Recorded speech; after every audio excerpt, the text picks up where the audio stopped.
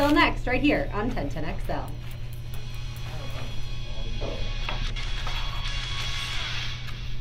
Local sports on Jacksonville Sports Station 1010XL 92.5 FM. Helmets and Heels, built by Dreamfinders Homes, is presented by Underwood Jewelers and American Window Products on 1010XL. Now your hosts, Lauren Brooks, Donna Murphy, and Blythe Brumley. Good evening, ladies. Yo. Hello. There's a little bit of news over the weekend, Jaguars related. A little bit. So we're going to talk about that. We're going to talk about what makes us feel old. That happens to me quite often these days. We're going to talk about our worst injuries.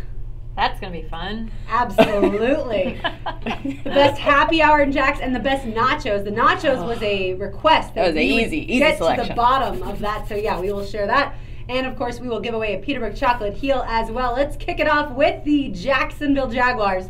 Saturday night, Blake Bortles signed a 3-year extension with the team that drafted him. He's very happy about it, but Jaguars fans were not necessarily quite as happy. It was to the tune of an annual salary of about $18 million for those 3 years. Donna Blythe, what'd you think?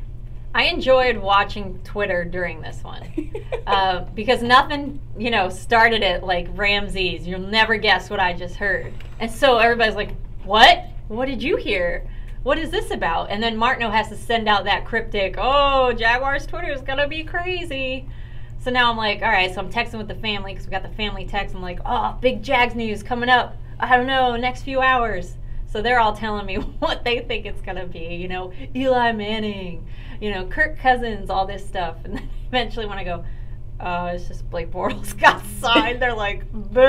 I'm like, man, if you couldn't have gone from, oh my gosh, what is this going to be? Oh, that's all right. Yeah, it was kind of like all right. He's a guy that you want to root for. You want him to succeed. I think most fans kind of knew that he was going to be the opening day starter for the Jaguars or whenever the season opens in August. But it's just one of those things where it's like, okay, I know there's a little bit of an excitement for the unknown and someone like a Kirk Cousins, but I think the Jaguars kicked the tires on him and probably found out that it was going to be too pricey, or Kirk was going to play the field a little bit. And I think it was announced earlier today that he's not going to sign with any team. He prefers to go out and visit with all of these teams when free agency opens up on the 14th. Which is very smart. Mm-hmm. It's just for the fact of, I think you get excited because you're not too sure what it's going to be. And like you said, Blythe, you already knew he was going to be back here, or you at least, were 90% sure that it was going to happen. So just the excitement and then the, all right. It's not like you're let down, but you kind of were because you thought it was going to be really big news, and it's just...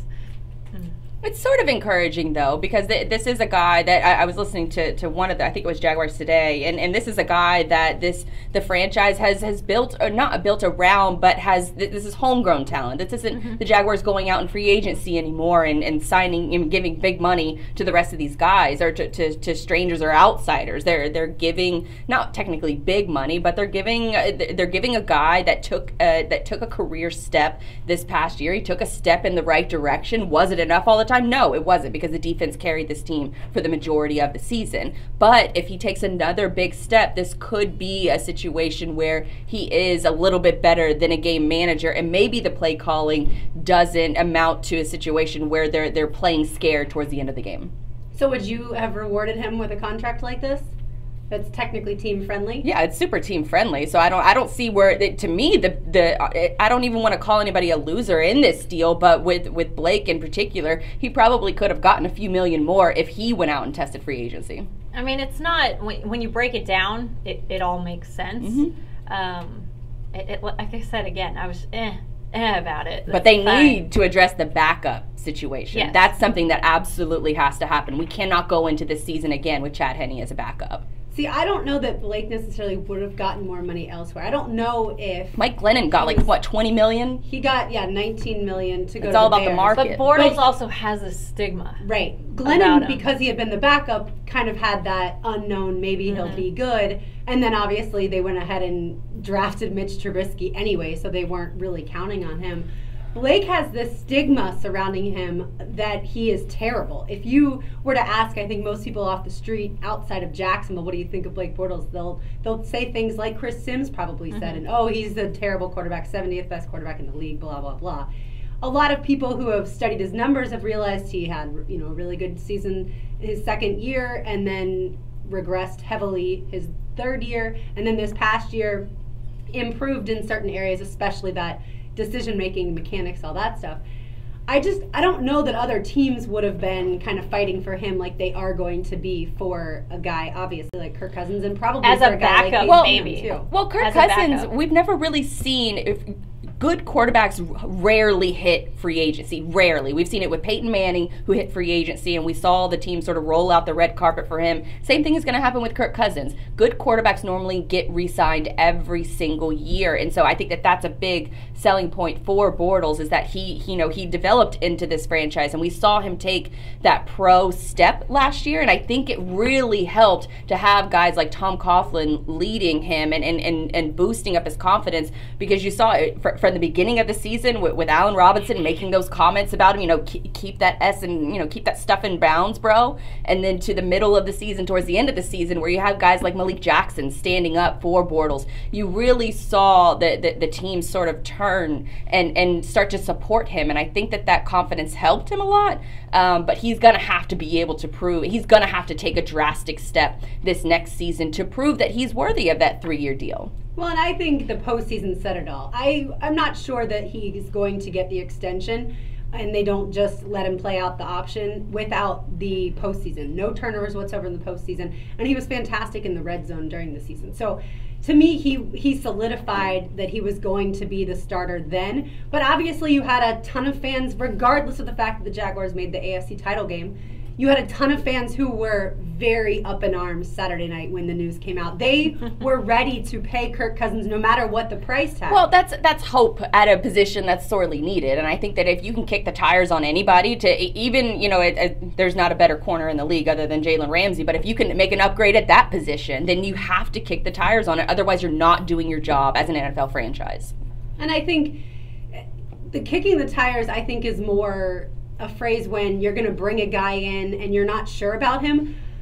I think that they knew that they would like to upgrade to Cousins, but knew that they could not afford him and afford to keep all the other pieces in play. There's a lot of guys that are going to get a lot of money here that have been drafted by the Jaguars, and they have to figure all that out. Because remember, they have 2 guys that they paid a boatload of money to on the defensive line alone in Malik Jackson and Calais Campbell, right? I mean, Malik Jackson got a $90 million deal, and I forget what Calais' was, but like $60-something million. Right. So that's just them alone. Then when you have guys like Jalen Ramsey needing to come around, and Boye got to have to deal too. Right. So I think they looked at it and said, yes, he's worth it, but, well, he's not worth that price tag. He's worth up to a certain amount, and then that's as far as we can go. And when the Jets came out and said the guaranteeing of $60 million in the first year, it was like, at that point, okay, we need to figure out how to make things work with Blake. And it seemed like it went pretty quickly. They started negotiations on around Thursday, and it was done by Saturday night. And it's also, it's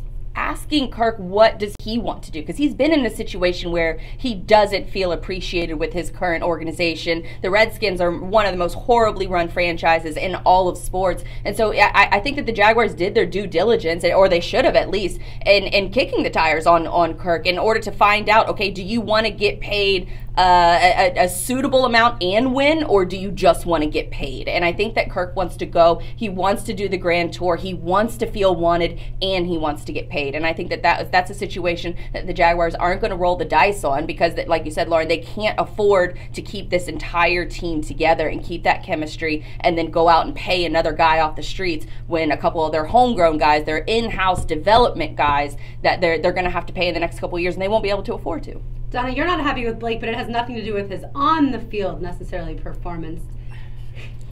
It's just me again with this Barstool Sports thing. I love how you look at Tyler as you say it, as if he's in the Barstool Sports. Did you guys listen to the full interview? Look, it's not about First, you didn't. No, okay, I just wanted. It's not about. All I saw was Bortles on Barstool Sports. I don't even have to look, and I wasn't offended by the stupid little Brady comment. I thought, obviously, it's funny and he's joking, and obviously he didn't mean it, because if he meant it, then he's pretty stupid. Okay? Tell people what he said. That when they shook hands. Jumping back to the AFC Championship game real quick, did you shake hands with Tom Brady after the game? I did. I shook his hand as hard as I could. I was trying to pop those stitches. Yeah, see, that has nothing to do with me sending this to you guys. It's just me again being, why does he keep going on with that? It was a great interview. Just stick in your hater's face after that game just to be like, hey, you.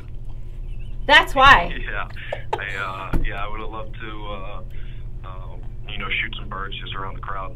It doesn't do anything for his persona. It does zero. I liked it. I loved the interview, actually. It makes him go back into that corner and go, yep, you are that immature kid that I know you are. No, I disagree. I heard the whole interview and I loved it. I thought it was a great interview. Lauren? I heard the clips that Tyler cut. I didn't listen to the whole thing.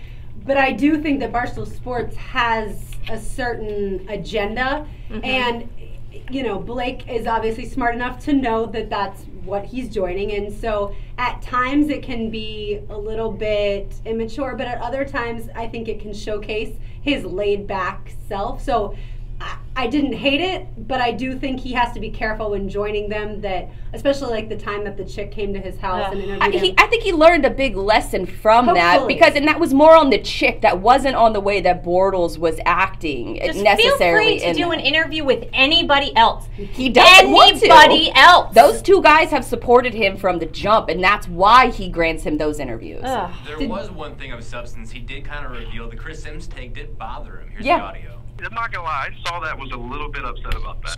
It's really the only one that's like bothered me. Right. Just because it's like when somebody else has tried to do it and didn't have really any success in doing it, but they at least have an understanding of how hard it is, and it's a challenge and all that, and then to turn around and go on TV and talk bad about somebody trying to do it. I don't really understand that whole process. But, I agree. More power to him. I mean, ever since he was here, when John Gruden came here for Meet Me at the 50, and he got embarrassed by Gruden, I feel like he doesn't do any actual football interviews. I think that was well before Tom Coughlin got here, and it's like sort of what we just were talking about, is that when Tom Coughlin got here, I feel like he learned how to be a pro. He learned how to take that next step as a quarterback, and him doing interviews like this doesn't bother me at all. I thought it was a great interview. Both of those guys, PFT and Big Cat, are hilarious, and when you're going to Barstool, it's not a shtick. Maybe it is a little bit of a shtick, but it's funny. That's what sports are supposed to be. It's entertainment. Yeah, you're going there to laugh.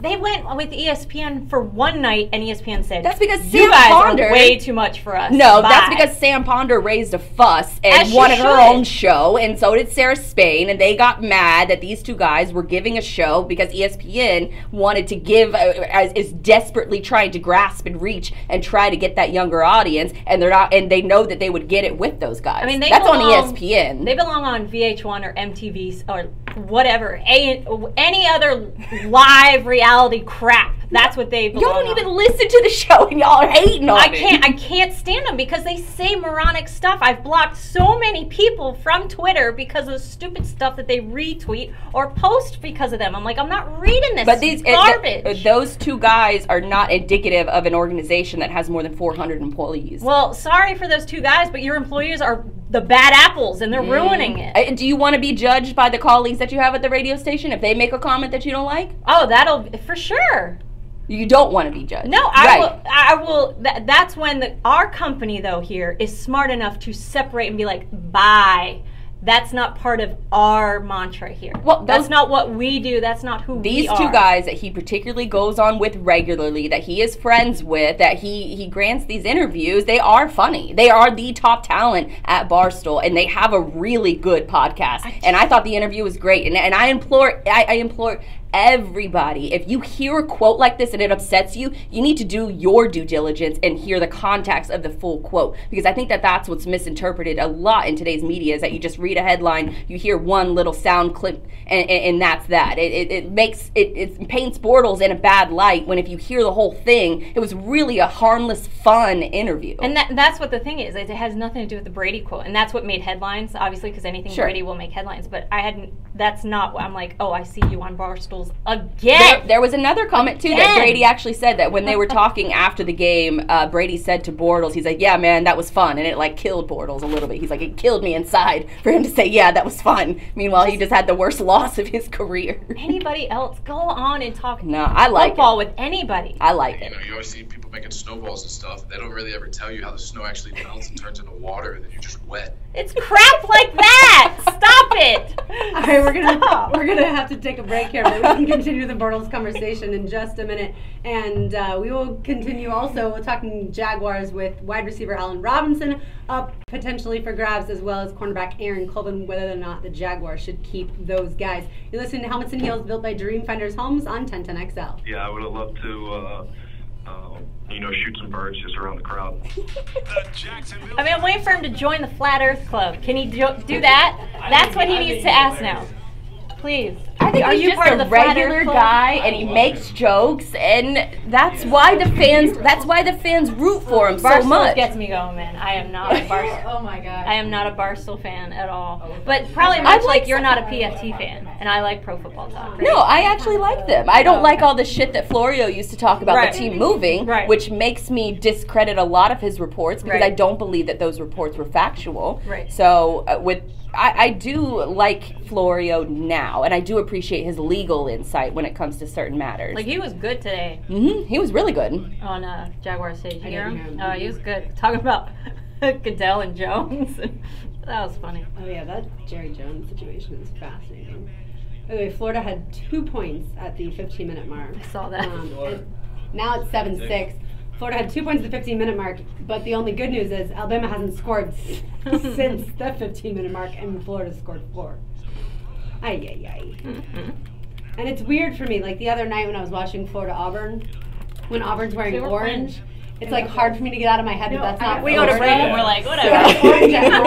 And then the black, I keep expecting us for some reason to be in the white. I was like, yes. Right. Even though I know I'm wrong. I saw her like shaking her head off to the side. Yeah, I got the juicy stuff. Oh, yeah.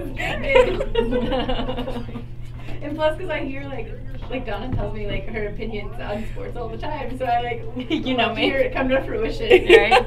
And plus, because I've been following Barstool, they like I'll either love what they say or absolutely am like repulsed. They're very real. I will admit that. This whole weekend, all I did was block so many people from Twitter. Oh, you told me this because no, I mean just there's so many.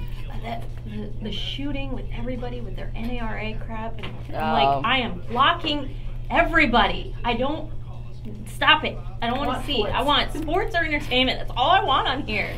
You know? Goodness. Guys are now making me mad. Yeah, I specifically don't follow news stations. Like, I follow WBZ for Boston. Okay, I don't follow anything that's going to report news. I'm a poli-sci minor, so like, I love seeing it, but I never post it because I like to have friends.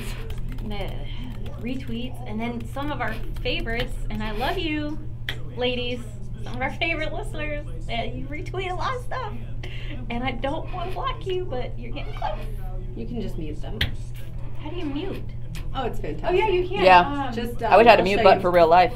On Twitter? On Twitter and Facebook. I'll show you. I'll show you with Facebook. Oh yeah, you don't. No. I forgot. You remember you saw I saw your notifications. There was like 47. Okay, so. This is Twitter. Yeah. Okay. So you go to, like, I just went to you just to show you an example. Okay. Welcome in, you YouTube. can go to the person. I don't want to mute you, but you go to the person. You're gonna hear if I come and you just click on that 3 thing. Hair looks good. And Then you we're just good. click mute. You can unmute at any time, and Welcome they have to YouTube. no idea. If you When are you just block tuning in, we're them, live you're not here even every blocking. No, when you just unfollow. Tuesday night, You 7 unfollow, to they 9 know p.m. that. They don't get a notification. If you don't But if they subscribe, ever go ahead and look hit at that their subscribe followers, button see how and it you get a just follows notification you? If every they time ever we go live. randomly But it's click only on once your a week, profile, so it's not then that they'll bad. see that you We don't won't follow them. notification overload you. But I don't follow But it helps me, helps you. people unless they are. Let's help each other. Yeah. Verified usually. I mean, this was when we first signed up. I'm like, sure. Thank you. Yep. Am I bringing it back? And are we skipping that Case Keenum? You are bringing it back, and I don't even care about those other piece of shit quarterbacks. Honesty. That's fine. I'm gonna come back here with a Bortles cut, another one, my favorite one from the podcast. Yay! I'm so excited. I knew I should have listened to it again. You didn't listen to it? No, I listened to the whole thing. When it first came out, I was like, yes, he's back. Wikipedia. Donna, Dempsey's with you. He hates the Barstool Sports thing. Maybe that's where I get it. Blake should never do it. Maybe that's where I get it from. Maybe y'all are just hating because he don't come on no 10-10 shows. I just didn't like where he's like, exactly. That's why. He's never been on Jaguars ours. Today. The first year there was Jaguars Today when I was a producer. And never again. Like, if there's any show he should go on, it should be with Jeff and Dan. But he doesn't want to. Because they would actually be funny. But he goes on the shows that he wants to go on. they'd have good banter. He doesn't want any part of our station. Well, forget him. We got Jalen. Did you see Gronk almost retired in training camp? And it's not even nearly as hot up there as it is here. Is he? I think it's the TB12 diet. He said he had no fun this year. I'm like, who would have fun with that? Seriously. Poor Tyler. Yeah, but he likes to do it for a week. Yeah. Not a whole season. Jaguars football by women, for women, and men. Helmets and heels. Built by Dreamfinders Homes. Presented by Underwood Jewelers and American Window Products. On 1010XL, 92.5 FM. I gotta tell you the story real quick. I had a kid come to my front door the other day, like 15 years old, and he rings the doorbell, and I open it, and he's just standing there staring at me, and I'm like, hey man, what's up? Like, you rung my doorbell. Is there something you'd like to say? And he's just looking at me, and so I started asking him how he's doing, and he all he said, you guys had such a great year. It was fun to watch. I love you on Pardon My Take. When are you going back on? And I was like, I don't know. Hopefully soon. I'll have to see, what those guys are doing. And he said, all right, and then pulls a Busch Light out of his back pocket, just one, and gives it to me and turned around and walked away. Case, my point is made. A 15-year-old listens to that crap and has a beer in his pocket. Those are the people you are talking to. That's who he is. I used to drink Busch Light, so I don't know what the problem is. At 15? You're just listening to Donna's favorite show, Pardon My Take from Barstool Sports, Wait, or Blake did you drink Bortles. Busch Light at 15? No, I didn't have a sip of alcohol until I was 19, like a grown adult. 15-year-old just ringing his doorbell. It was a Busch Light. I think that's hilarious. Oh my gosh. Oh, I think the story's funny. If it happened in reality, you do wonder a little bit, like, how did this kid know where get I the live? Busch Light? Well, I would think figure, a lot of why people do you know know where he I lives. live? I think a lot of people do know that. I know where he lives, but I think the question is, like, how did you get this Busch Light? He probably took it from his pops and wanted to go say what's up to if the pops the franchise quarterback and was bringing it to his front door, or an old. I guarantee it wasn't his pops. It was probably an older brother, because that's around that age that you still drink Busch Light and Natty Light. I drank Busch Light when I was in Puerto Rico because it was cheaper than the native beer, which is really funny. Medallia is the native beer, and Busch Light was cheaper, so we drank Busch Light. And I don't think Natty's Light is as bad as people think. It's not bad. It's just something that if you want to stay hydrated and drink a lot of water, then that's what you drink. It's flavored alcoholic water. And then you grow up as an adult, and then you start drinking better drinks. By the way, I don't blame Blake for not going on the national shows that have completely ripped him to shreds. But I do think there are opportunities for him to go on some more respectable shows in addition to, if he loves Barstool, and that's fine. I think he could balance it out a little bit.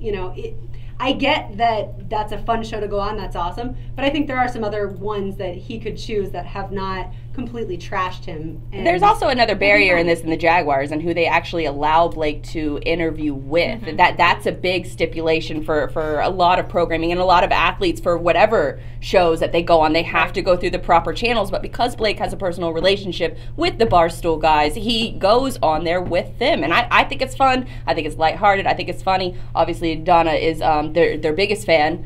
So moving on from one quarterback to another, this is Helmets and Heels built by Dreamfinders Homes. Looks like there's another team that's going to win the Kirk Cousins sweepstakes. Is this a good or a bad move by the Jags on not pursuing him? I mean, I can't answer that one until we see what happens this upcoming season. If Kirk Cousins falters, then great move on the Jags. If he is a stud and Bortles falters, then man, that was a bad deal on our end. So I can't say one way or the other. I think it will have to wait until his performance. Do I think he's worth $60 million guaranteed? No. I don't think we'll get that anyways.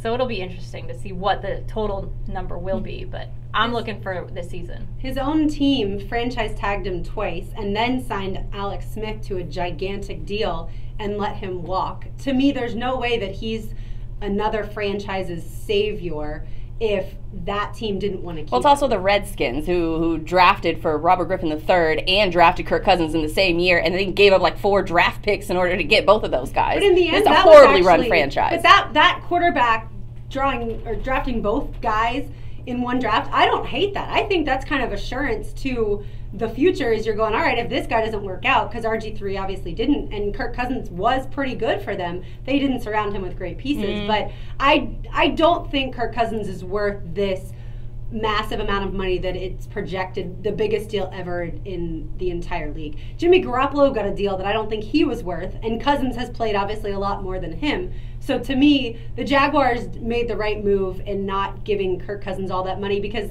they wouldn't be able to keep all the pieces around him. Sure, and now you're locked.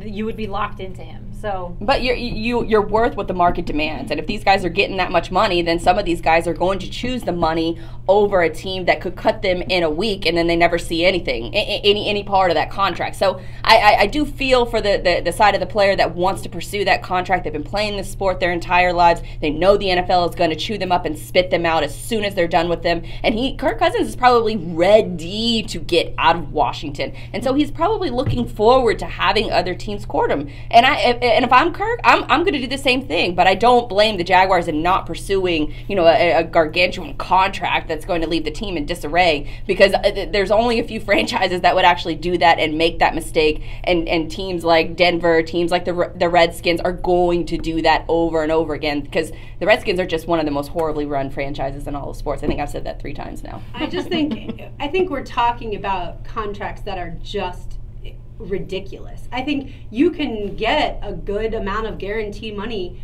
$20 million, what Bortles is going to get guaranteed, is a good amount of guaranteed money. You don't ever have to work again. I feel like sometimes we don't really put the amount of money that they're getting into real terms. And we think, well, yeah, you go out and you get this, $100 million contract. That's what quarterbacks get. In reality, as long as Cousins gets, he's already made $60 million over the last just 2 years. As long as he gets another deal with some guaranteed money, he's fine. He's already set for life. So he doesn't need the Jets kind of money or the Browns kind of money. I think he needs to pick a team like the Vikings, maybe the Broncos, where he absolutely can win. And I will be very disappointed in Cousins if he doesn't go to a team like that. If he takes just the highest dollar figure after saying he wants to win, and just in reality, you only have so much time left in the NFL. He's 29? You have to go to a place where you can win. Well, he's not going to go to someplace like the Browns. He's probably not going to go to the Jets. It's probably going to be the Vikings, because the Vikings have already said that they're not going to franchise tag Case Keenum, and they already have enough freaking backup quarterbacks on that roster. So I think it's just going to be a situation where he's probably going to choose between Denver and the Vikings. And if I had money, I would bet on the Vikings just because of their cap situation. They're going to let Bridgewater go too. So if they let Keenum and Bridgewater go, you wouldn't think that they would put all their chips in the Sam Bradford basket, but that's a broken basket. Yeah, I when the wind blows, it's a broken basket. He can't make it through the season. All right, back to the Jaguars. Would you pay wide receiver Allen Robinson the big dollars? Depends on what's big dollars. Devontae Adams' contract around the $50 million? $50 million? No. This is a guy that, listen, I know that the Jaguars need a number 1 wide receiver, but you're talking about a guy who had a stellar performance in his first year, dropped off a little bit in his second year, had a major injury for the wide receiver position. That is lots of people can come back from that injury. Quarterbacks in particular have a high success rate. Even running backs have a high success rate in coming back from that position. But wide receiver in particular, because of the nature of that position that it demands, have a very difficult time coming back from it. If I'm the Jaguars, I franchise tag them or I sign them to a 1-year incentive-laden deal. Prove it. Prove that you can stay healthy. But he's not going to take the 1-year deal. You know that. There's no way. He will hit the open market, and he's by far the best I don't know that. I don't know. I question a little bit Bortles and Allen Robinson's chemistry because of the exact comments that Allen Robinson made before the season started. That comment made before the season even started, and then you saw what we sort of hinted at the beginning of the show is that the team came together. The team surrounded and supported Bortles halfway through the season. Allen Robinson wasn't around for that. He was busy rehabbing. He wasn't a part of that chemistry, a part of that culture. So I worry about him demanding a lot of money, knowing that we're going to have some guys that are arguably more talented and more valuable to this franchise than he is. And I worry that he's going to demand too much money like a diva wide receiver normally does, and it's going to harm the team in the long run. And I don't know that the Jaguars would sign an outrageous contract for him. I completely agree with Blythe. To me, it is the issue between Bortles and A-Rob. Is the chemistry there? Is the chemistry not there? Because we saw Bortles actually be really good last year, and A-Rob wasn't there for any of it. And 2 years ago, A-Rob was there for all of it, and it was horrible. So whether or not it's an issue between those two, but A-Rob can, I think, easily find big money elsewhere. Easily. Oh, he's absolutely going to, despite the fact that, he's coming off the ACL. And this is also a guy that made bad comments about the fans here in Jacksonville. He said that the fans in London were better than the fans here. So ever since that comment, he hasn't really been in my highest of praises. But if he's scoring, if he's getting 1,400 yards and 10 touchdowns a year, I don't really care what he says about me. I mean, Alex from the UK is pretty cool. Yeah. I think there's, obviously the correlation between Allen Robinson's career bad year and Blake Bortles' career bad year. It was the same season. All garbage time stats. Right. Well, both of them were off. Allen Robinson, a lot of people said that he was really good his rookie year because guys didn't really quite figure out how to play him. Well, then the corners started to get a lot more physical, and he wasn't able to adjust to that. And so he kind of had to figure all that out, and then obviously got hurt this past season in the first game. I think he'll be 100% healthy by the time training camp starts because he's had plenty of time. We've gotten to see, thanks to his social media, how he's come along. But I wonder if the Jaguars end up franchising him. I think they'll extend him. I think he'll get a lot of money. But I wonder if the franchise tag is eventually where they land, if he is pushing for the biggest contract ever, and if the Jaguars are saying, you're certainly not worth that. Yeah, but prove it. If I'm Allen Robinson, I want to be in Jacksonville. Yes, he's had that one issue with fans, but overall, you just witnessed a team get so close to being able to go to the Super Bowl, and they didn't even have a wide receiver half as good as you. Exactly. So if he's there, he should be automatic number one. He'll be the number one receiver, but he should also be the possession receiver too. I just think that he's deserving of a sizable contract. It'll be interesting to see where it lands. He posted today, I'm living good and all smiles. I saw a couple of his workout tweets. Yeah, that's not it. I don't want to see no workout tweets. I want to see you in a game. That's when I'll know it's real. And what will be interesting when you say prove it, when they hit training camp, though, and he goes up against the best secondary, and to see how he performs against which he did Ramsey. Last season, or last training camp. Right. That's who he was going up against. So that right there is at the test. time that he was going up against the best cornerbacks in the league. We didn't know Boye was going to turn out to be one of those. And he had a fantastic training camp. So that, to me, you do have good evidence that as long as he is going to be healthy, he's going to be a stud receiver. I think absolutely he has that capability of being a stud wide receiver, but wide receivers coming back from ACL injury, at most they reach about 80% of their former career, of what their previous achievements were. So would you rather, and this is from Taylor, who tweeted us, love you Taylor, would you rather sign A-Rob to big money or bring in Landry? Well, Landry got franchise tagged, so he's off the What would you rather anyway. have? If he wasn't franchise tagged, who would you rather have? Probably Landry, yeah. But because he's not an option, I'm not going to think too much about it. Yeah, and I think draft and develop. That's where you get the cheap talent. That's where you get the guys who are hungry. And I know that we had a lot of wide receivers last year that we wanted to step up, and you want to see them take that next level. And hopefully guys like Keenan Cole can do that. I think Lee's gone. He drops too many. Yeah, I don't know that I wouldn't make signing him a priority, but you could go after someone in free agency, or you could just draft him. Draft them and get cheap talent, secure them for 3 years, and then you don't have to worry about going through this BS when you have it in 2 years. You got guys like Miles Jack and Jalen Ramsey who absolutely need to be re-signed, and so those guys have to be a priority much more than a wide receiver who's coming off an ACL injury. What is one offseason move the Jaguars have to make, and what is our worst injury due to sports? That's all coming up next. You're listening to Helmets and Heels, built by Dreamfinders Homes on 1010XL.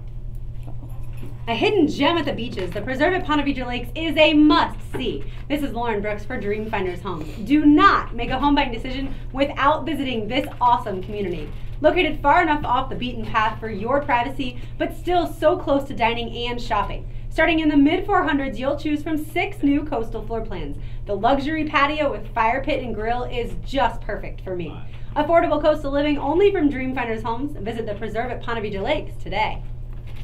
Hi, I'm Tom Jackson. Maybe you should see about getting a Dreamfinder. Oh my gosh, I emailed when Brent said something like, oh, that's a, like I sent him the spot, and he was like, oh, that's perfect.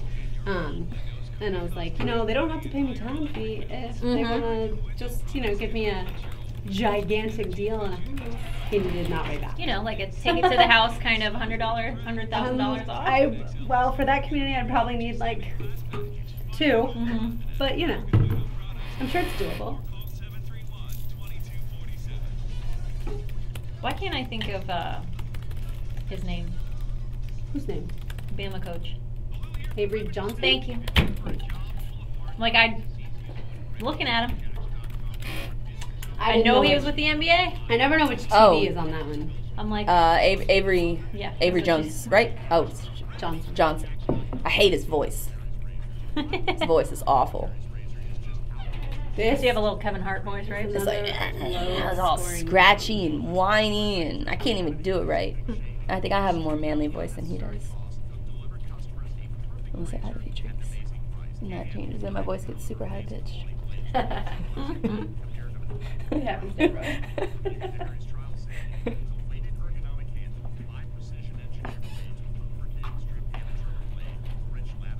My mom texted, what show hasn't ripped Blake Bortles? Like, somebody said Blake is gonna have to get a restraining order against you. He never comes here, so it's no problem. So when like you would have trouble violating. Not like I am that 15-year-old and knows where he lives. Or giving him a bush light. He's gonna get so many bush lights now. I wonder if Bush Light will actually send him like a few cases. I want somebody to do that. Just like his door is blocked. Right. It'd be a good marketing move on their part, like the bologna companies that rolled out the red carpet. I'm sure Barstool would get a picture of it. Up in California, so those bad boys are gonna get real warm. There we go. Oh, dang it. I'm watching the hockey. Although it looks like I'm watching a little, you know. That's how I used to watch Jaguar games when I didn't live in Jacksonville. It was an awful experience. It's sad, right? It's like the little arrow and hit refresh. All right, they threw the ball 5 yards. So sad. Refresh. Was it live stats?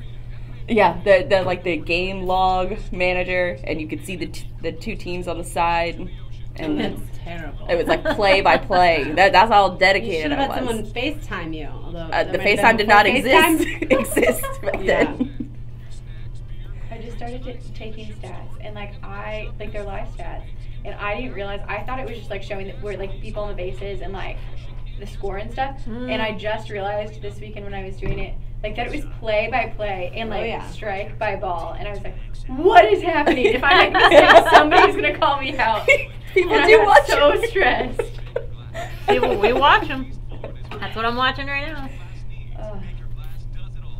I didn't like finding that out. That's funny. That's a lot of work. But I liked it too because then I was able to know if I was inputting it right because it puts it in layman's terms. Right. Oh, finished all the invoices today. Oh, did you? How's that? Fine. Yes. But then once I get to like Good one and I look at what that one is, I'm like, dang it. Welcome into the Helmets and Heels live stream. If you guys are new here, we do the show live every Tuesday night, 7 to 9 p.m. Eastern Standard Time. If you like what you see, hit that little subscribe button, and you'll get a notification every time we go live. No, might pop out Thursday. Your what? Talking about invoices. McClenny. Invoices. We're talking about. Oh, I was like, what popped out? No. We'll probably. Oh, how do you miss that? We'll probably be there My Thursday. account may So not just put it be- aside. That'll be my Friday. Wait, aren't you gone? Aren't you I'm gone myself one of the Thursday. days? Yeah, Thursday. Good. Invoice day. How do you spell bruschetta? Got it. I put. Bruschetta. I told Taylor that SCHETTA. all of Crossers invoices she's gonna do. Okay. So whenever you see those pop out, Back here in 45. put them aside. Thank She you. knows what to do. How are you, by the way, tonight, Tyler? I'm alright. Not too bad. Finally not sick anymore. All the other Sick ones for you like can 2 do. straight How do you spell weeks. hummus? Yeah, good. I'm glad. If I have any questions about Hummus. the ones that I have questions about aside. You can always text me. You know I will. Mhm. I liked that you didn't get my full text message, but you're like, yes to whatever it is. Yes. So thanks. Just yes. Tyler, are you going to be talking at all this segment? Hopefully not. What? I'm kidding. Are you going to be talking at all this segment? Am I going to be talking? Yeah, at all. Maybe. No, not at all. Okay. There we go. Just trying to get some B-roll, sorry. Girls just want to talk football. More helmets and heels. Built by Dreamfinders Homes. Presented by Underwood Jewelers and American Window Petey Products. Pablo? Now on 1010XL. Petey Pablo? 92.5 FM. Donna Murphy, Blythe Brumley, Lauren Brooks with Tyler Devitt making it all happen. Tyler, when are you doing TB12? I haven't decided yet. I'm probably going to go in June somewhere. I think don't know. that's June, okay. June Yeah. sounds like a Can't good go around one. July 4th. Can't Nope. do it in August because it's the start of football season. Right. Well, and we said before Not August. doing it in May because I'll be drinking during the players. Well, the Players is only a week. And the Derby. You don't have to do it a whole month, you know. And Mother's Day. Just 1 week. Might have Just to a drink week. on Mother's Day. But I know you can't do it in March because Not March drinking Madness. March Madness, St. Patrick's Day, you can't do it in March. No. All right, well, I just want you to document it accurately so that we can all be a part of your diet journey. We I'll need to take you see along the journey with me. every picture of every So avocado interested. you eat Did you see the picture of Tom Brady and Giselle celebrating their anniversary? in Costa Rica. Yes, and someone said, I bet they celebrated with avocado ice cream. Right? Oh, Gross. how joyous. What is the one off-season move the Jaguars have to make? Blythe, I'll start with you. Oh, gosh. You only get one. They have to make, I mean, I reckon sign Allen Robinson, even though I just made a strong case on why they shouldn't pay him big money. But if you're, But if you have to have them and you're Backtrack. them, if and you can know pay that him, they feel like that, then you are going to get if you that can good tag him, if money. you can get 1 year incentive deal, then I think you'd absolutely get Allen Robinson. It's definitely a high value for that. But I don't know that I want to make any moves in free agency. I think that this is one of those seasons where it's weird that we don't have to go out and make a big splash in free agency, which is strange because I'm usually like looking forward to this by October of every football season. Donna? Are you considering the draft as still this offseason? Absolutely. Okay. Oh, all right. Offensive line. Yeah, That's, I agree. That's just, I don't care Tight who end. you get. I don't care where you get them from. Offensive line. Offensive line, tight end, quarterback. You still draft a quarterback. Lamar And it's Jackson. funny because I know the offensive line wasn't that bad, but it's just it needs to step up. You need it depth. really does. Yeah. And signing Mercedes Lewis, that's great, but you know, he's a blocking tight end. Mm-hmm. Like she said, you need one that can actually run the field and catch a ball and carry a couple guys with him. Yeah, I think the most important move is by far getting Allen Robinson to return to this football team. After A-Rob, I think it's tight end. Mm-hmm. I don't think your offensive line needs that much addressing. I do think they need to resign left guard Patrick Omame. I thought that the running attack fell off dramatically when he was not in the football games. Mm-hmm. And I don't think they need to find a replacement for Jeremy Parnell. If you can get depth in the draft, absolutely. But it's not like every NFL team has this stellar offensive line. Every team is doing the same thing. There's just a shortage of those big uglies that you feel like you can trot out there and aren't going to have any injuries. But if you can find that line and the guys that can push holes open for Fournette, that's what you need. That to me is what's important. And a lot of these offensive linemen, they're moving over to the other side of the ball. That's where a lot of the teams in the NFL they're facing. The offensive line is like a scarcity as far as a position is concerned. So if you can get some depth, if you can find it, you absolutely have to. How has this offseason been different than the past, say, 5 off seasons?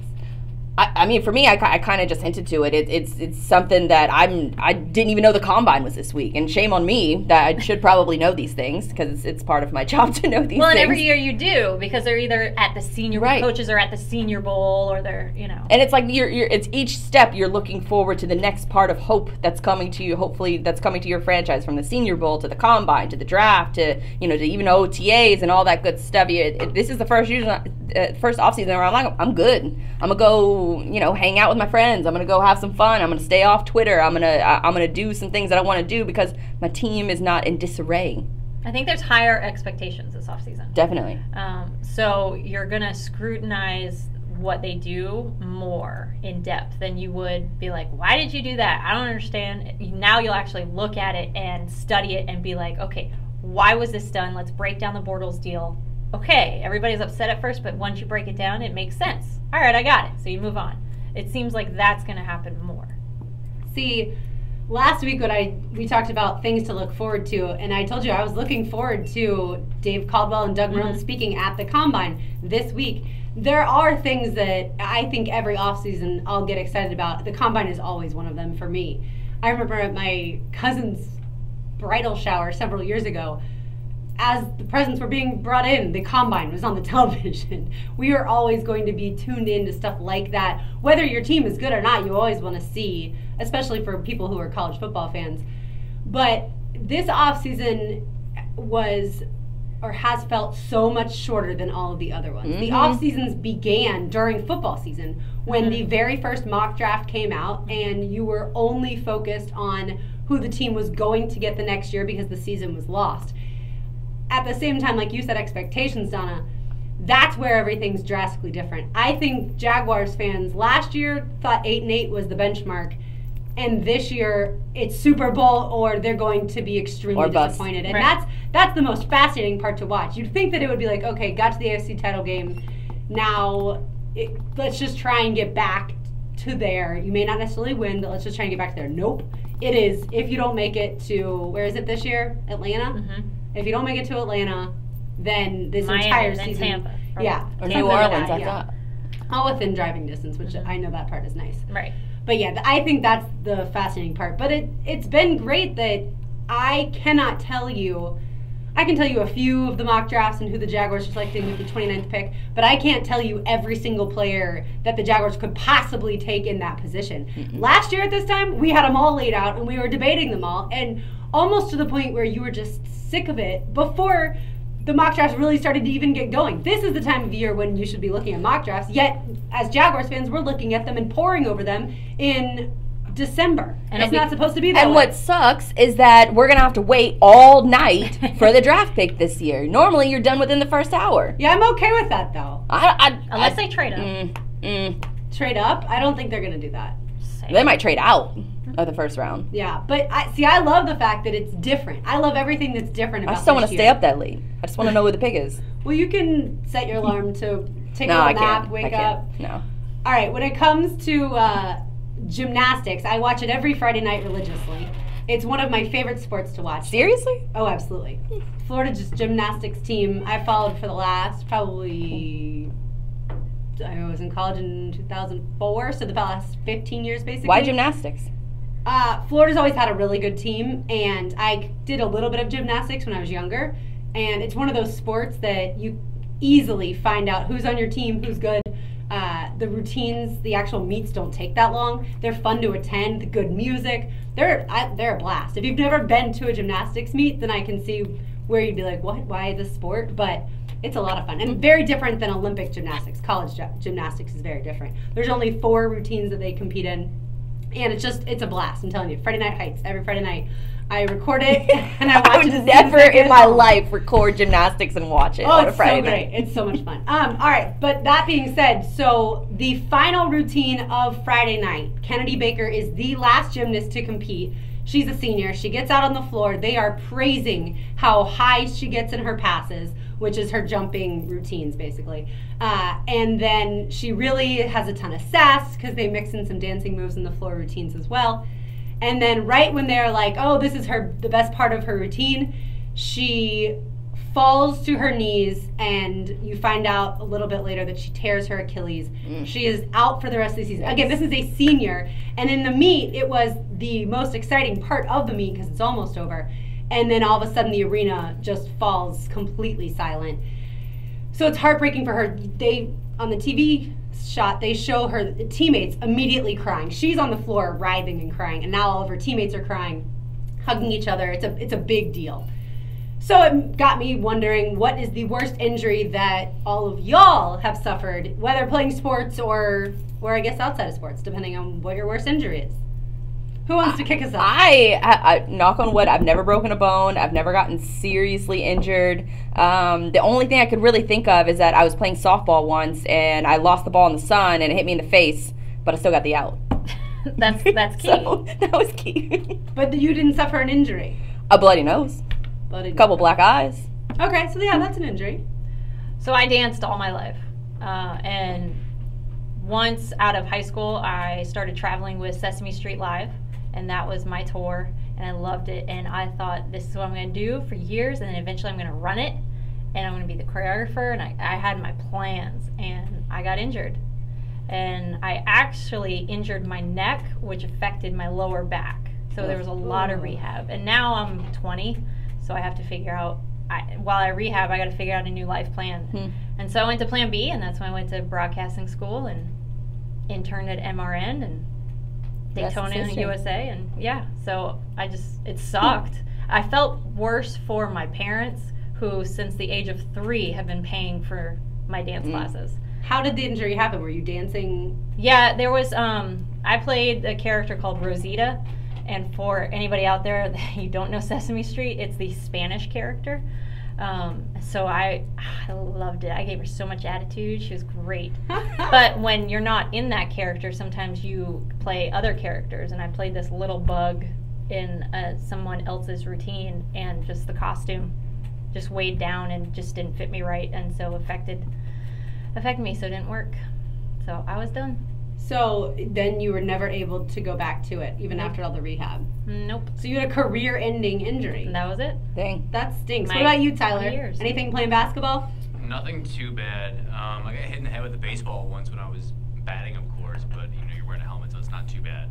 Probably got a concussion, I'm sure. Maybe I'll have CTE later. That explains it. I think you have to have multiple concussions. Nothing a bush light can't help. I guess I don't really know. But that's it for you? That's not so bad either.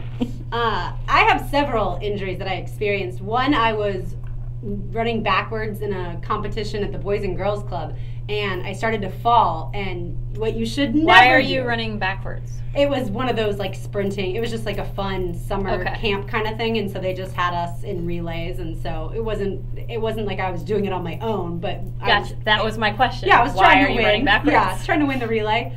And what you should never do is put your hands down when you're about to fall. Just always fall on your bottom, right? Well, I did not do that. I put both hands down. I broke my left wrist and sprained my right wrist. Yikes. So then they have to call my mom. She has to take me to like Wilson's Children's Hospital. And I get to the point where I'm like, okay, I have to go to the bathroom. I can't put any pressure on my wrists whatsoever. They're in so much pain. So a nurse has to come into the bathroom with me and help me so I can go to the bathroom. And then I realized when it came time to eat, because both hands are all messed up, someone else has to feed me. Oh, I'd like that, I think. No, you would not. Because they're trying to feed themselves, too. Oh, well, you can't fight them off either. Can we go back to the bathroom question? Oh, sure. So she helped you. Yes. And then when you're done. Off, yeah. When I'm done. I think I was able to wipe. Okay. I don't remember that because I feel like that would how more far traumatic. in depth or can you not? I thought you were asking about the flush. I'm like, I don't think I could flush, but yeah. You got your foot for that one. Yeah. Well, and then because it was summertime and I was a kid, I only probably wore my actual, not bandages, but the cast part. I only wore, it was one you could take on and off. Yeah, the splint. Yeah. I only wore it for probably a couple weeks, and so still to this day you can see on my wrist that I'll show the ladies, no one else can really see it, but you can see where that bone is a little bit different. Yeah, because I wanted to go swimming in the ocean and in the pool, and I was like, I'm over this thing. Yeah, so that was the one that had the most longest lasting effect.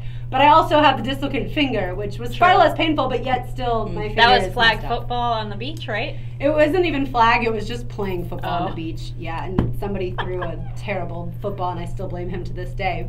Because you always try to catch the football, and he's like, you should have batted it down. I was like, no, you should have thrown a spiral, but regardless, that's obviously harder to do than some people make it look. All right, Booyah! what makes us feel old and some local favorites? That's all coming up next. You're listening to Helmets and Heels, built by Dream Finders Homes on 1010XL. Oh, I still wanted to do the most stable franchise. Could you come up with a franchise you thought was more stable than the Jaguars? That's really my question. a bunch. Well, I was concerned on like what your definition of stable means. I mean, did it have to be NFL? Yes, Oh. that's what I was thinking. Pats are first.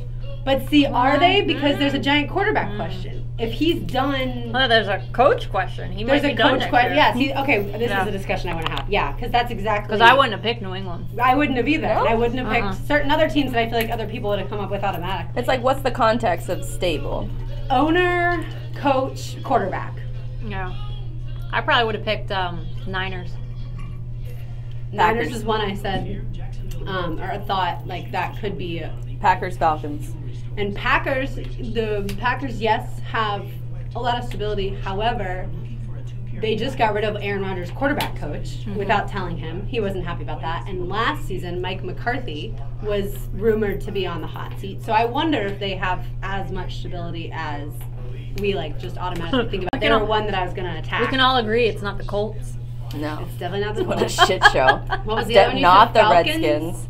Falcons, Packers, Falcons, 49ers definitely came to mind. Who else did I Until miss? Arthur Blank learns to not get on the field, they got some issues.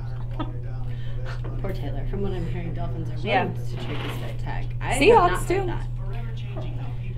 Seahawks and Steelers. I don't know. Steelers definitely not. I mean- because Roethlisberger has And said that he's, Seahawks, as far as Pete like Carroll, I'm outside ready for looking him to in. balance. Seahawks, I feel like. But quarterback, owner, Sorry, I'm not a Pete Carroll coach. fan. I know, you told me.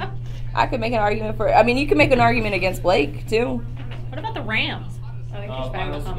No, they don't have a stadium yet. They can't be stable yet. Okay, thanks. Yeah, but I the saw two coach of is those. young, their quarterback's young. When they get a stadium, I think definitely. Raiders? No, Same Raiders I are a threw shit Raiders show. out there. Not necessarily. They've got their coach locked up. They got Again, their we can just quarterback. have the They just conversation. traded for a guy that no other NFL team wanted, and the Chiefs were willingly. Talking about the Rams. The Rams. I said Raiders. Oh. I said Rams first with her. Oh, okay, that's where you got that. Oh. Young Yeah, 'cause coach, young quarterback. But they're like they got the practice facilities, front office facilities, stadium, like all in different locations. The fact that they won as many games as they did last year, I think, is really surprising. So whenever they do get a stadium, I think they're gonna be one at the top. That's a good question. Seen Sean McVay's girlfriend? No. I'm sure she's got to be pretty. Holy shit. That chick is one of the most beautiful people I've ever seen in my life. Not surprised. He's like 20, isn't he? Yeah, like a young, hot coach making millions in LA. Yeah, you're gonna have your choice.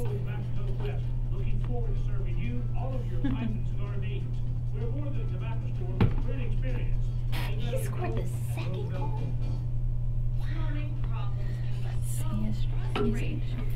That's awesome. Radio frequency.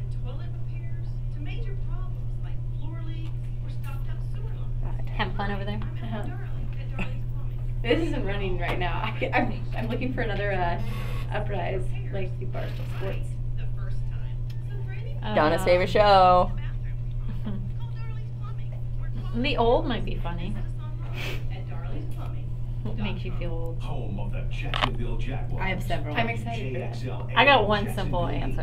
That's it? Okay, I have several. I have 1, 2, 3, 4. I only have one.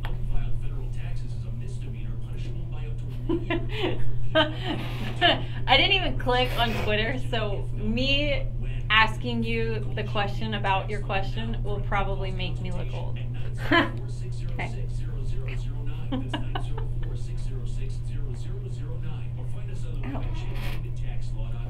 I'm gonna enjoy listening to this segment. You should you are enjoy not- all of the segments. I do. That's the But correct I answer. mean, to to be honest, you know, obviously there's always going to be portions of like segments that I like am more excited for. Oh gosh. You're not alone. You haven't had a moment where you felt old yet? Oh, in college I have, because I'm like way too old to be in college still. Okay, I'm not way too old, I'm 22, but like, but the point is I've been in since I newly turned 18. That's another one on my list. No, but I'm saying like my classes are with like 20-year-olds because they're successful, and I hate college, so I've been in there forever. But like I'm great at work.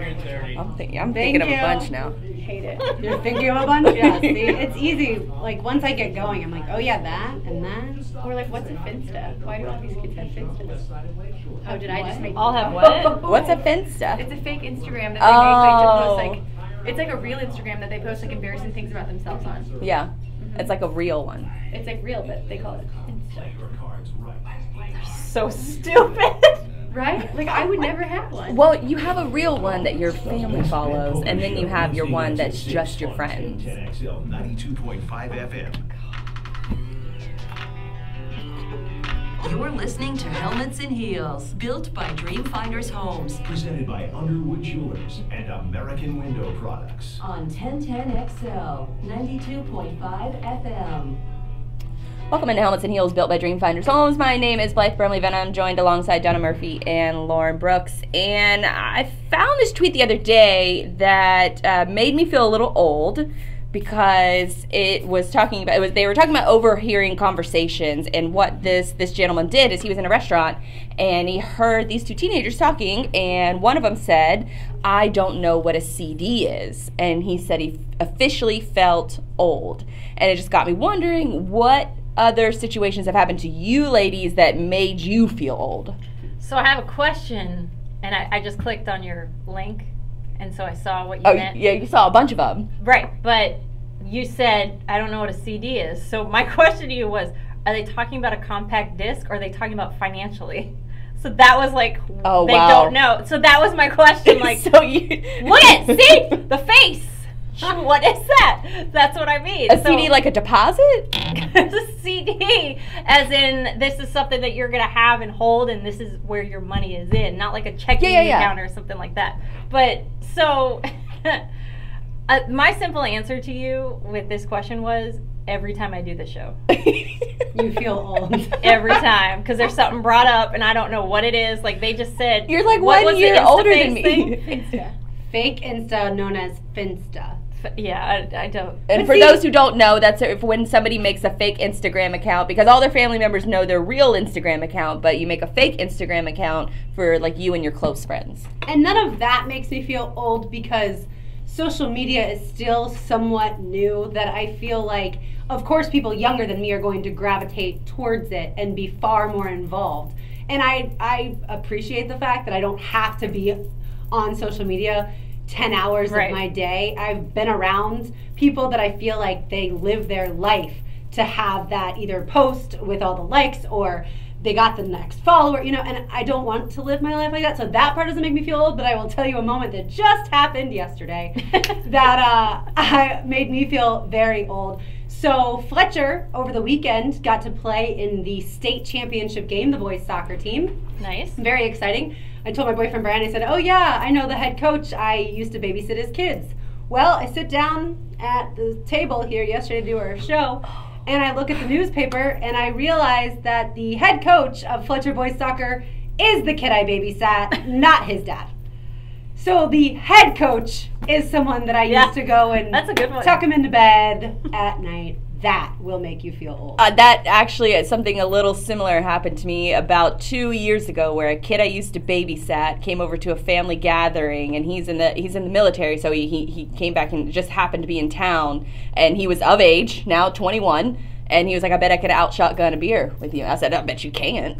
And I'll be damned if that boy didn't out-shotgun a beer. Or Donna, do you know what shotgunning a beer? I did not. Yes, I do know what shotgunning a beer is. Just making sure that... I am somewhat well-versed in the alcohol. I do have that one down. You know, shotgunning I feel like is something that my parents absolutely never did. So I never, not that you're my parents' age, but you know what I mean. It's not something that everyone does. At least You're so sweet. that's what I think. I don't think No, that necessarily yeah. everyone knows what shotgunning a beer is. If And you I don't didn't know, go- you take the they- beer, right. you cut into it with like a key or some sort of sharp object that you have, and then you chug it before you spill an ounce. And I didn't go the college route. Right, so, right. yeah. That's why. That went right. I get you. Yeah, I don't even think I shotgunned my first beer until I was in my mid-20s. Yeah, for me it was. I've never done it, but For me, it First time was for everything. my No, I'm 18th good. birthday. We went to